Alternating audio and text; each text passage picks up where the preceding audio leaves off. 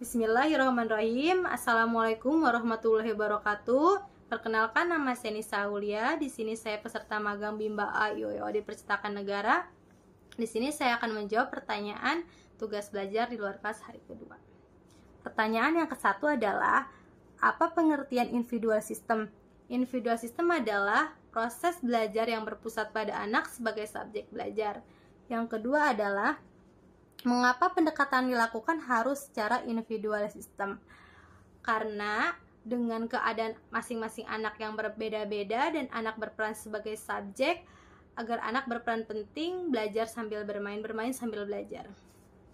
Yang ketiga, apa tujuan yang ingin dicapai dengan melakukan pendekatan secara individual system? Tujuannya adalah agar anak bisa belajar secara bertahap. Yang keempat adalah, di Bimba, murid dan guru memiliki peran masing-masing. Sebutkan apa peran guru dan murid. Peran murid adalah sebagai subjek, peran guru adalah sebagai motivator yang memberikan semangat kepada anak dan memfasilitasi agar anak bisa bermain sambil belajar. Yang kelima adalah, apa perbedaan antara metode individual system dan classical system? Kalau metode individual system, motivator memberikan materi kepada anak sesuai dengan kemampuan masing-masing anak. Namun, dengan classical system, motivator memberikan metode pada anak dengan cara bersamaan, dengan cara yang bersama atau metode yang sama. Bagaimana cara yang dilakukan motivator agar dapat melakukan pendekatan secara individual system?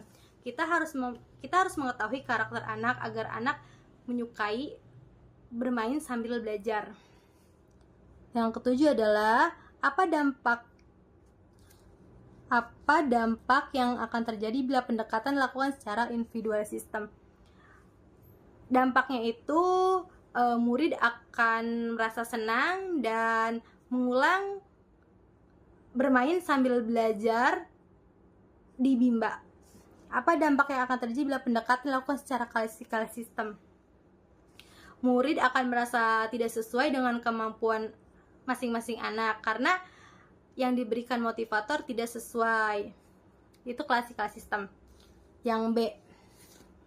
Pertanyaan yang B adalah, apa pengertian variation skill? Variation skill adalah kemampuan guru dalam memvariasikan kegiatan di dalam kelas dengan memenuhi 3 aspek, yaitu aspek kognitif, aspek afektif, dan aspek psikomotorik.